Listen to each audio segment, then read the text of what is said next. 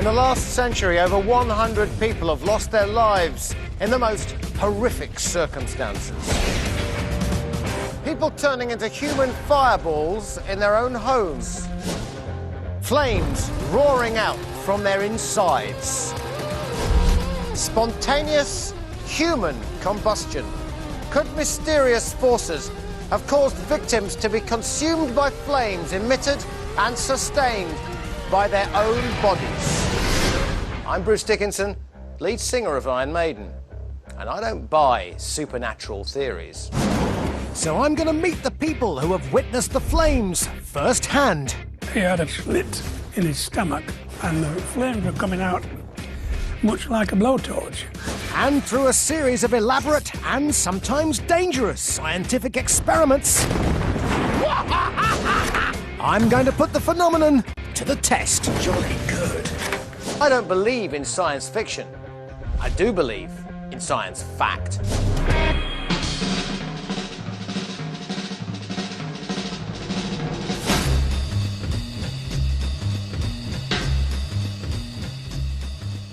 Canterbury Road in Folkestone.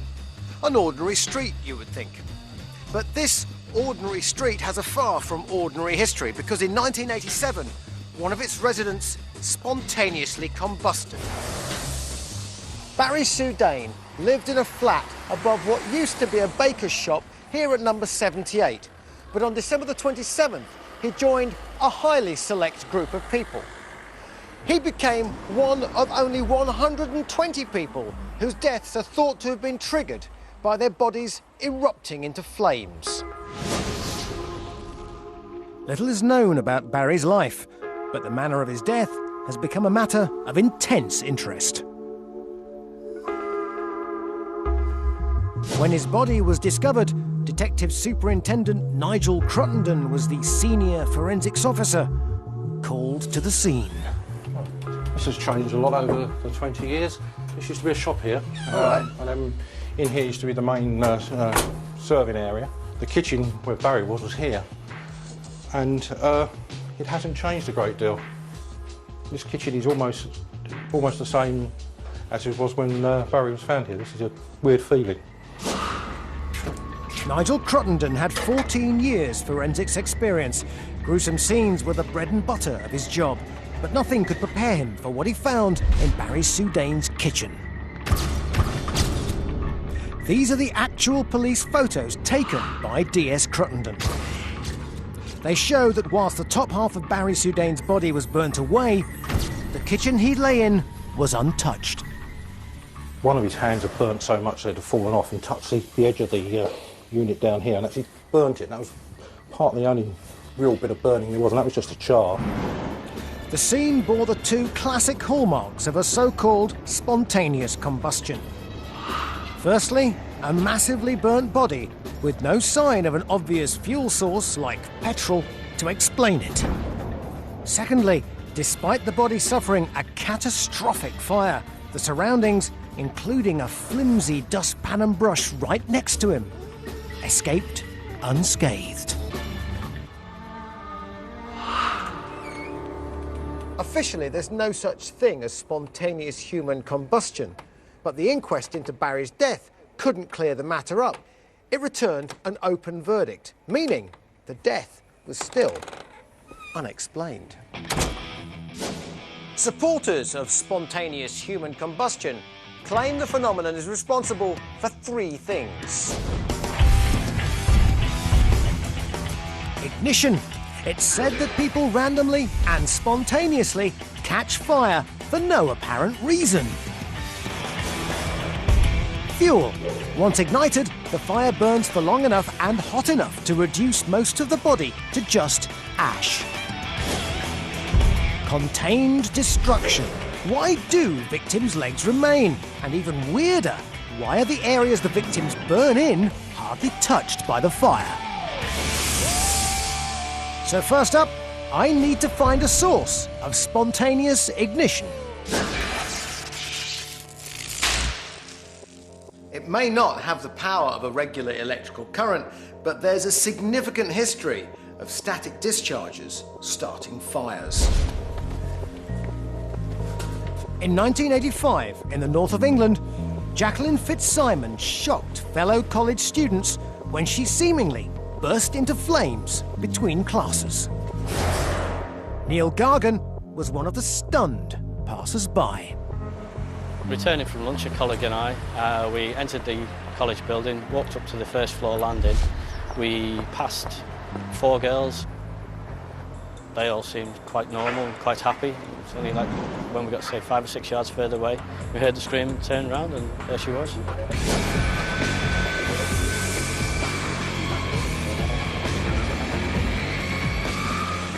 It seemed like everything went into slow motion for a few seconds.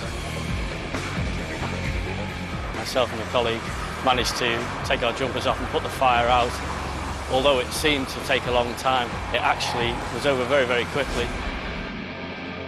There was nothing anybody else really could have done.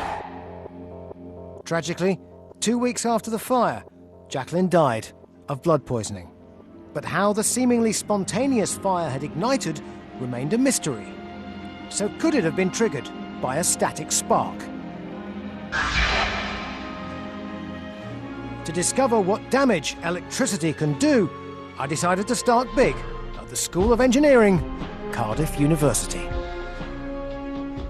This impulse generator is capable of delivering 500,000 volts of electricity and flashing over a gap of nearly 1 metre long. So it's a pretty safe bet that if electricity alone is the cause of spontaneous fires, then this machine has the power to ignite pretty much anything. I was only allowed to spark 1 bolt from the beast, so I had to choose my victim carefully. But the sacrificial lamb stood out like a 1980s fashion crime. A very furry, woolly jumper. To save me from spontaneous electrocution, I was kept well within the protective earthed cage. No such safety for our mohair jumper. The alarm told us the generator was nearing maximum voltage.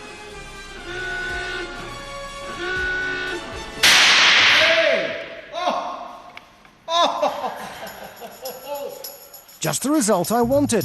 500,000 volts can cause a serious blaze.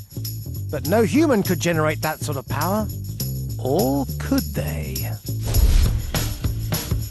A static charge is invisible, so you might not know you've picked one up until you discharge it, as this American woman found out.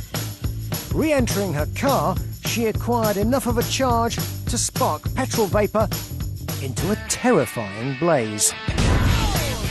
Luckily, she survived this spontaneous ignition, but was it a one-off? Or could static power help disprove the first part of the spontaneous combustion phenomenon? I'm going to see how many volts I can generate by wearing particular materials which could pose a serious hazard to my health. Are we all just an accident of fashion away from a static electrical discharge, or even spontaneous human combustion? Cotton sweatbands, a nylon bodysuit, rubber wellies, and PVC gloves. Excellent.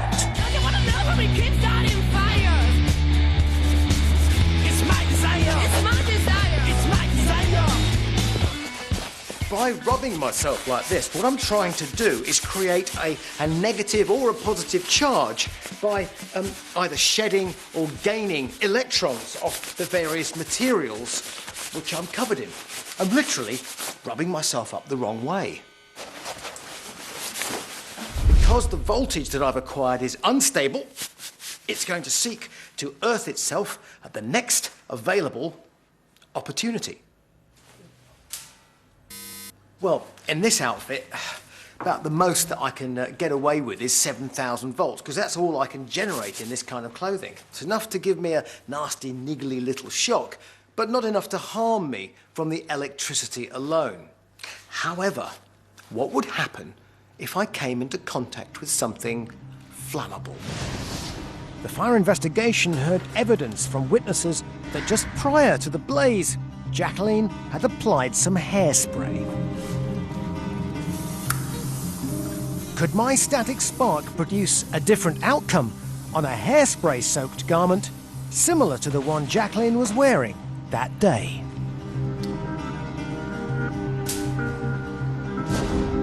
In the right conditions, even the smallest spark can trigger a blaze. So, there's one alternative to spontaneous human combustion. But compared with what else is out there, static power is tame. There's another, even more frightening form of electricity you could be hit by. It's lightning, but with a fiery twist. In 2001, plastic surgeon Gennaro Salvaggi was called to a Belgian hospital to treat victims of a mysterious burns case. When I went to the burn unit, I interviewed the victims, the daughter, the father. I found out that it was a very mysterious case of lightning. It was a terrible storming with lightnings everywhere. It was a real thunderstorm. From the fireplace, a fireball came out. The father was pushed out of the fireplace. He lost consciousness completely. And then this fireball turned 90 degrees, hit the daughter, who was just playing on the table, and then went to the back door. Luckily, the child made a complete recovery. But could this bad weather phenomenon have come within a whisker of claiming another victim of so-called spontaneous human combustion? Unlike normal lightning, ball lightning isn't over in a flash. It's a byproduct of electrical storms that remains active long after the storm has passed. It's an incredibly rare event, never before captured on camera. But I feel we're about to capture it here today, in this microwave oven. Dr. David Smith from Northumbria University reckons this little spike will attract enough microwaves to create a ball of pure plasma and bring me face to face with the ball lightning phenomenon. Experimenting with microwaves is highly dangerous, but these are controlled conditions and Dr. Smith knows exactly what he's doing. Don't do this at home, folks. Shut the door. Off we go. Oh, look at that! Wow, what's going on there? Well, the steel is acting as the focus for the electrons. The electrons are coming off there. They're absorbing the power from the microwaves, and then when they recombine, that power is given off as heat. How hot is that? It's hot enough to melt the tip of the steel. The electron temperature would be a few thousand degrees. So how does this relate to ball lightning, as it were, in the wild? Okay, well, what you have around the tip is plasma, so it's very similar to that. But in ball lightning, it's free to move around. This is making a lot of smoke. Is it likely to explode? It may do. Having seen another potential source of spontaneous ignition, it was time to take a step back and let nature run its course. Coming up, having found two possible sources of ignition, I need to find out what fans the flames of spontaneous combustion. I get landed with a bumper gas bill. And find out what happens when good farts go bad. Whoa. Now, would you like that happening in your underpants? I don't think so, no.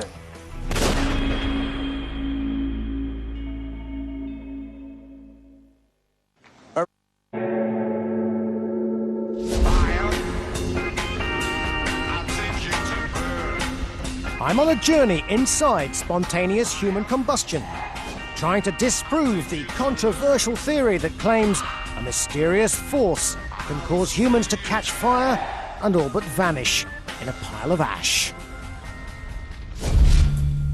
So far, I've found two possible spark sources that could explain the fire's origin. But that's only part of the mystery. When Barry Soudane's charred remains were found, investigators couldn't explain how the fire had managed to ignite and destroy his body. Firstly, whilst it's very easy to scorch a human body, or in this case, a joint of pork, it's very hard to actually set fire to it. The human body is at least 60% water, hardly the most combustible of material.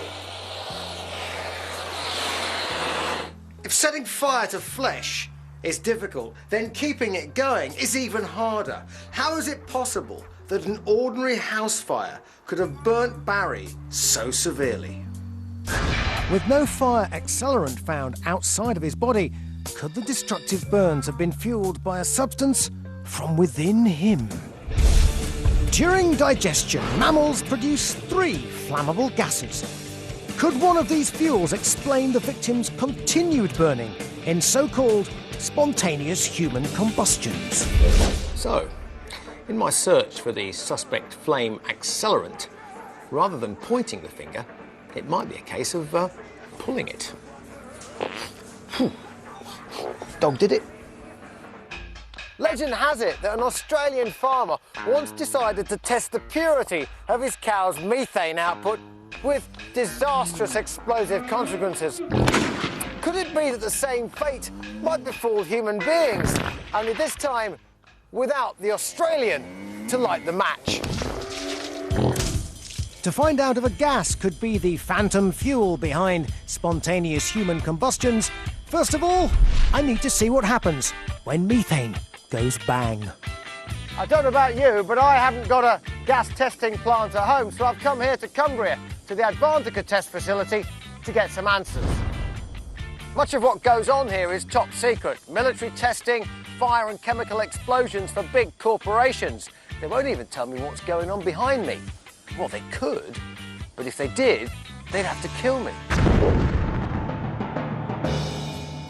The ringing in my ears told me I'd found the perfect place to see the effect of a methane explosion. Does methane, if we try to set light to methane on its own, would it go bang? Methane's flammable when mixed with air, between about 5% and 15% in air. Right. If you have too much methane, more than 15%, you can't ignite it. To get the right mix and our blast, we're going to need over 9,000 litres of methane and one tiny little spark. But because even small sparks can make big bangs, I'm planning on being a safe distance back. So to gauge the effects of a methane blast on an organic object, I've left something behind.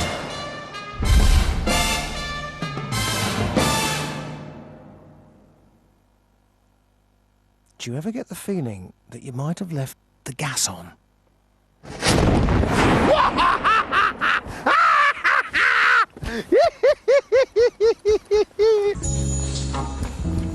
I think it's safe to say that when methane goes, it goes with a bang. Wow. Imagine that happening inside your tummy. Be quite unmentionable, wouldn't it? Especially after dinner. Hello, dear, I think I'm just about to let one rip. Boom! Boom! Good night, Vienna. I say, the power of methane. The footage from our super high-speed camera confirms it. That was one hell of a blast. You can even see the shockwave that knocked me backwards ripple along the ground. But what about our item of fruit? How did its flesh survive the blast?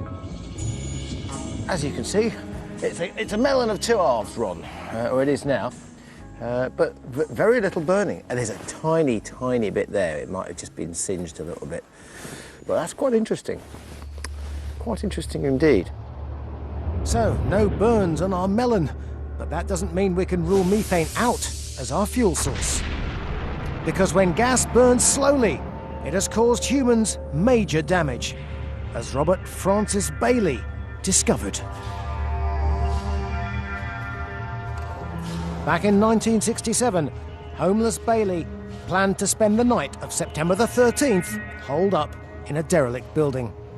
He didn't know it, but he wouldn't live to see the night out. Fire officer Jack Stacey discovered Bailey's body. My theory, and I can't prove it, is the fact that somehow or other he had drunk something which had chemically mixed with the contents of his stomach and formed a gas which expanded in his stomach and eventually it blew out.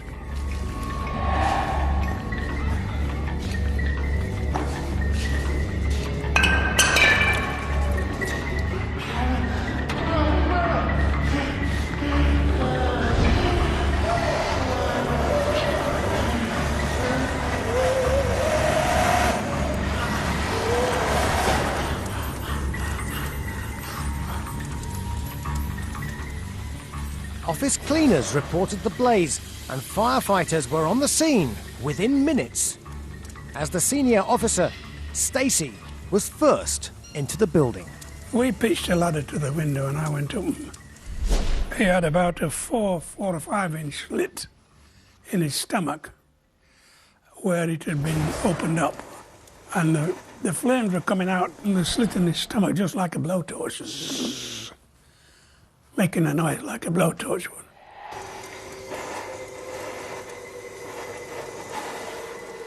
We put the fire out with the hose reel, and that's when I got the photographers in and the forensic people in, because it needed to be investigated. These are the official London Fire Brigade photos. As the building was derelict, there was no mains gas supply nearby, which leaves just one other possible source for the gas leak and the fire's fuel: Bailey's body. It's not easy to burn a body. It's about one of the most difficult things there is, to get rid of a body by burning it. The unexplained fire has made the case ripe for labelling as spontaneous human combustion. But I want real answers, and so does Jack Stacey. He suffered a great deal, and I would like to know why. And nobody could tell me why. A mysterious force, or just a dodgy kebab? Can eating the wrong foods put everyone in danger of bursting into flames? To find out if humans really can produce dangerous levels of methane, I asked nutrition expert Yvonne Weston to take me on a whirlwind tour of fart foods. So imagine I was a real bunter and I just consumed all of this food.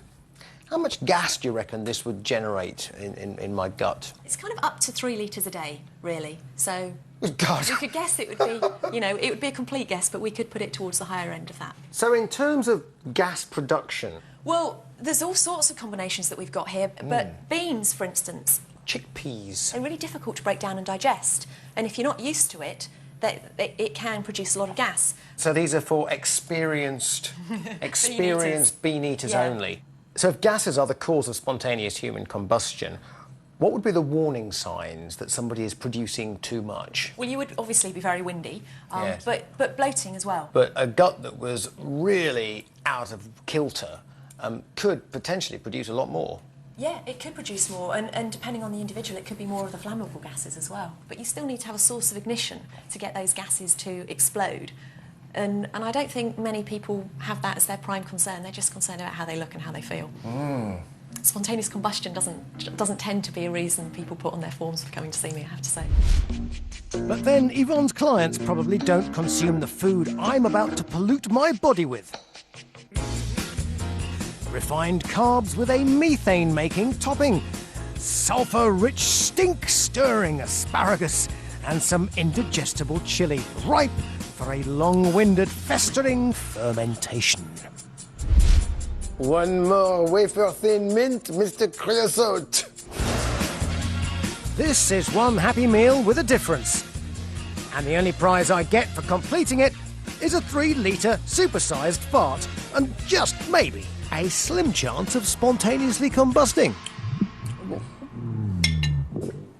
So here we are with my gut crammed full of intestinal gases and with a jar full of 24 hours of my methane production. And you'd think that without an obvious spark or without me sitting on a lighted candle, I'd be safe.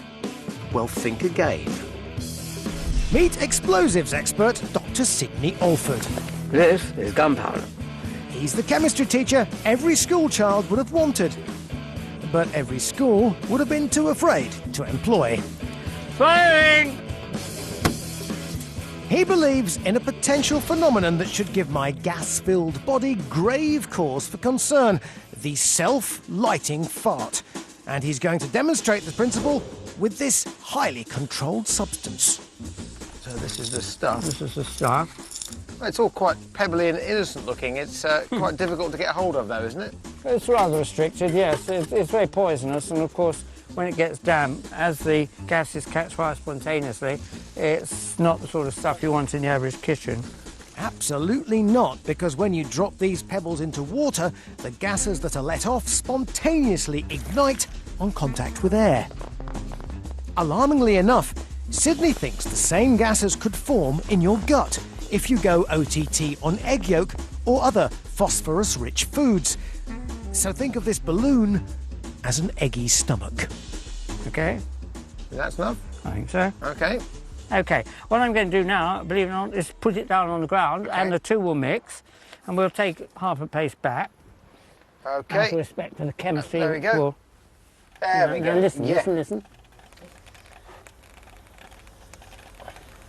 Whoa. Dearie dear. You haven't dropped one, have you, Sydney? No, that's the smell of phosphine. Ah, and the reason that hasn't caught fire is because there's no air in there yet. That's right. So here we have a balloon full now of phosphorus hydrides, all generated, and on contact with air, they should burn and ignite. They certainly should. Should we pop it and see what happens? We can do that. I don't want to burn my hand either. I'll try to go 1, 2, 3, stab. Whoa! There we are. I temporarily disappeared in a cloud of phosphorus pentoxide. So you could, in actual fact, be lying in your bed at night and sort of break wind after a heavy curry and set yourself alight. I don't want to be rude about curries, but if for any reason you had an unusual concentration of phosphorus gases, then you could find yourself in that tiny, tiny, tiny proportion of people who catch fire. It's almost enough to put you off the Vindaloo. Now, would you like that happening in your underpants? I don't think so, no. I definitely want my underpants to remain intact, but my friend Cynthia has kindly volunteered hers for TV's first ever phosphoric fart. And it's going to be a big one. We cast Cynthia for the job because being made of rubber means, as well as being flammable, we can hollow her out and fill her with the two crucial gas ingredients we need for major flames. Cynthia has many attractive features, but one thing she doesn't have is a gut full of noxious gases. And that's what we're going to give her, isn't it? Not particularly noxious, but inflammable, certainly. As well as donating my methane, Sydney's going to top her up with a little bit of butane. Result? A highly combustible mix. So think of me as a walking incendiary bomb. I know, I can smell your walking incendiary bombs from here. Just like with the balloon, we're going to add water to calcium phosphide to generate flammable phosphorus hydride fart gas that Sydney thinks could be formed in your gut after eating phosphorus-filled foods. Baked beans, double egg, and chips. That would do it, wouldn't it, Sydney? I think so. And for when she sparks one up, we've also crammed her full of flammable gases. All that's needed is a drop of water, and then Cynthia's in charge. I'll just pour it down, aim for the ombrille.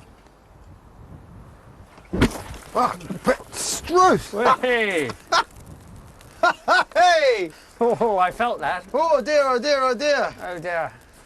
Bingo, we have ignition. The fatal phosphenic fart. Yes, it's starting to look very fatal, isn't it? You saw it here first. Like any real-life fart, after the humorous release, there's a sting in the tail. Being made of rubber, Cynthia's fumes could take us all down with her. Cometh the hour, cometh the man. Right, I've seen people do this in zombie movies. Drag it this way so the wood doesn't catch fire. We've left it a little bit late, I'd say. Oh, well done. Do you realise there's another place, another time, we both have got a medal for that? Well, there we are. This is my first victim of spontaneous human combustion. So, gases in the human body can be extremely flammable. Not only that, but we've also got a new source of ignition too. The fatal phosphenic fart. But what I still don't know is why bits of the victim's bodies still remain and why the blaze never spreads to the room they're found in. When homeless combustion victim Francis Bailey was found, as well as an unburnt building, investigators discovered that he was an alcoholic. So could booze account for the contained destruction? Alcohol is not a new explanation for spontaneous human combustion. The legendary band Spinal Tap lost many an exploding drummer due to the phenomenon, allegedly because of conspicuous consumption of alcohol. So, could rock stars be particularly vulnerable? To find out more, I asked forensics officer Nigel Cruttenden about Barry Soudane's lifestyle. Barry might not have been a rock star, but he clearly led a rock and roll existence. On the floor there was a bottle of pills, just a couple in it, and that had a paper label with Hemorrhavirin. What's that for? That's a drug that's prescribed for alcoholics to actually stop drinking. So Barry was an alcoholic? Yeah, we tested his blood and urine samples for alcohol, and they were quite high. Basically, it equates to him having 8 pints of bitter in his body at that time, or 17 shots of a spirit. In fact, he wasn't far off the level for fatality for alcohol. On the surface, the link between alcohol and flames seems tantalisingly plausible. Everybody knows alcohol is flammable. So, just like a flaming shot, could a victim soaked in spirit provide the perfect material to be burnt away by fire? Time to visit the butchers. Well, I want to take this alcohol theory to the absolute limit, and therefore I give you Pinky. No, he's not the latest artwork by Damien Hirst, nor is he the world's first amphibious pig. He is, in fact, cutting-edge science. Because pigs are almost identical to humans in their body composition, by soaking Pinky in alcohol, we can test whether being blind drunk is what caused Francis Bailey and Barry to burn so bizarrely. After a pickling 24 hours, Pinky's literally oozing booze. I'm giving him every chance to burn. So if he doesn't, we could rule out alcohol as a possible cause. For Pinky, instead of being turned into bacon, it's quite literally out of the frying pan and into the fire. At first, it looks like we're well on our way to a hog roast, but closer inspection with a thermometer reveals a problem. The alcohol burns at a relatively cool temperature, around 100 degrees below the ignition temperature of pork and human beings. So no matter how much booze you have, and no matter how concentrated it is, you're never going to get a temperature that's hot enough to ignite flesh. Coming up, it's time to reveal the final piece in the spontaneous human combustion jigsaw. I get to explore my pyromaniacal tendencies and get on the wrong side of Pinky. The pig has gone completely out of control and has basically exploded and erupted inside the building.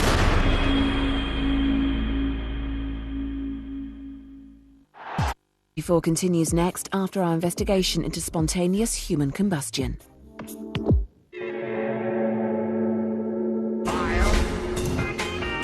I'm on a journey inside spontaneous human combustion, trying to explain what lies behind over 100 mysterious fire deaths. From self-lighting farts to static sparks, I've come up with several explanations to expose the phenomenon. But I still haven't got to the bottom of its most bizarre feature. Contained destruction. 1 minute, you sat on the sofa with a cup of tea and a good book. The next minute, you're a smouldering pile of ash. But the room around you is untouched by the fire. Having ruled out alcohol consumption as a possible cause of contained destruction, I got wind of a new theory, and luckily was asked to bring along a pig. So I packed up Pinky, changed into something more appropriate, and headed off to a fire training centre, where they were about to embark on an experiment so radical it could solve the spontaneous human combustion mystery once and for all. Oh dear. If I was an MP, I'd be in the Sunday papers for this. Pat Cox from the fire service explained the plan. So we're just going to set fire to him like this, is that? Not quite. We're also going to dress him with a dressing gown, cover him with some blankets, and then we'll set fire to it. So he really is going to be a simulated little cosy... Exactly as if he'd fallen asleep. Pig. Yep. Right. Well, that sounds pretty sick to me, but there's actually a good explanation for it. Most officials, firemen and pathologists believe in what's called the wick effect, and, well, you see it demonstrated here. A candle normally would only have one central wick, but this one, we've clothed it, much like a human being, and you can see the result. As the heat from the burning wick begins to melt the wax, the fuel is drawn into the wick, not only reducing the size of the candle, but crucially, sustaining the burning process until the fuel runs out. Well, a human being, exactly the same thing, except in this case, it's not candle wax, it's human fat, which is melting into clothes, creating a giant human candle. So when we ignite our dressing gown and blanket-wrapped pig, we're hoping only the fatty bits covered in clothing will burn, leaving the other parts, without fat or clothing around them, intact.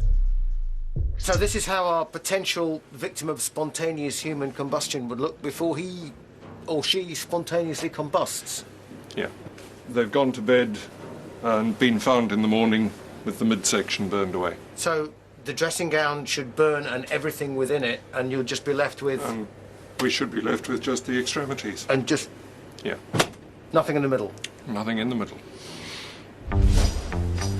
This experiment has never been tried in the UK, but if it works, it could be the final nail in the coffin for the spontaneous human combustion theory. Well, we'll just cover him up with this bedspread, which, scary enough, is almost identical to one that I used to sleep under when I was a kid. This is a professional fire testing environment, but it should accurately reflect real-life conditions and produce a highly contained fire, leaving Pinky's little piggy possessions unscathed by the blaze. Well, it's going to get very, very hot in here in a minute, so I'm going to run away, but this camera that I'm looking at now is flame-proof, indestructible. Together with £10,000 worth of reinforced Predator-style thermal imaging camera, we're making this the most photographed cremation in history. A little bit of white spirit to get things started, but once this is burnt out, it's all down to the pig.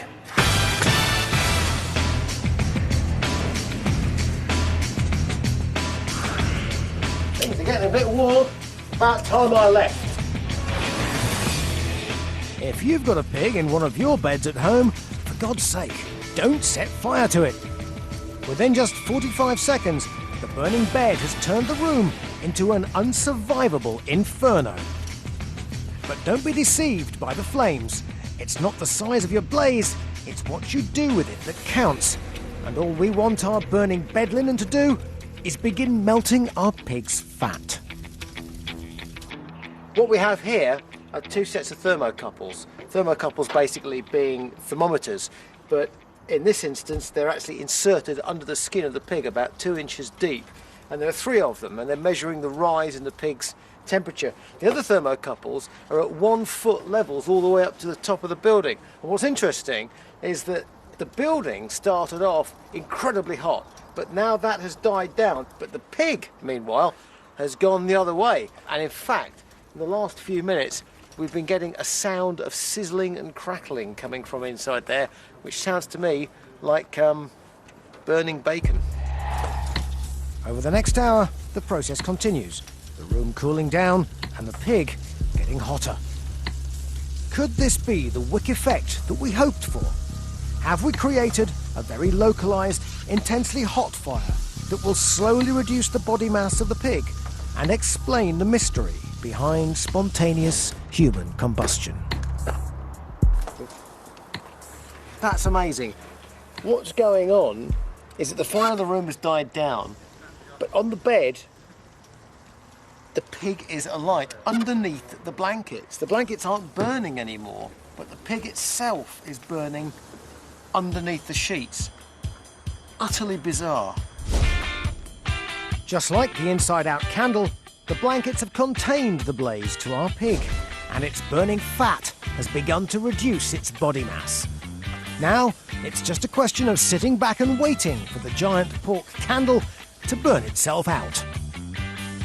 Well, that was the idea, until the alarm from the thermocouples told us something had gone horribly wrong. Cameras alight. For 2 hours, the fire had been localised to the pig, but then suddenly, the whole room was engulfed. What's happening here? This is a pig. The pig has gone completely out of control and has basically exploded and erupted inside the building. All the glass on the outside of the building exploded outwards. Unbelievable. Never seen anything like it. Just within seconds, that all happened from virtually nothing. Spontaneous piggy combustion. The burning pig fat fueled temperatures of nearly 1,000 degrees centigrade, something our mocked-up bedroom just couldn't withstand. These burn chambers are designed to contain fires. You can see we're actually melting our way through the casing. This is the floor of the burn chamber. The pig fat has melted, got onto this, set light to it, gone straight through it, and in fact, that there is the embers of the floor coming all through. The pig is still burning, and you can hear things still exploding in there as the pig burns its way through. The walls have collapsed inside, but our pig is still burning. Absolutely unbelievable. With firefighters struggling to contain the blaze, our experiment had come to a premature end. And the pork explosion had claimed its first casualty.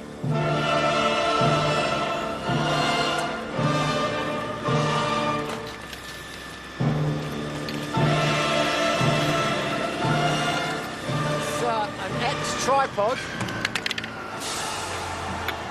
and that is slightly warm, very melted thermal imaging camera. Get a Polaroid of that, Dolly. Yes, this literally is the money shot. Bad news for the insurance company, but the camera's passing wasn't in vain. The experiment yielded some fascinating results. Goodness me.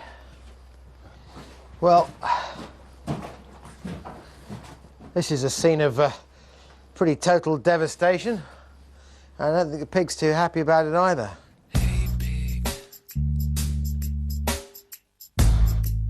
Of everything I've seen so far, this is the case that most closely resembles what people have called spontaneous human combustion. You can see here a pig almost identical in composition to a human being in terms of its fat content and muscle content is being reduced and fueled in that reduction by the burning of its own fat. Hey, pig, piggy, pig, pig, pig.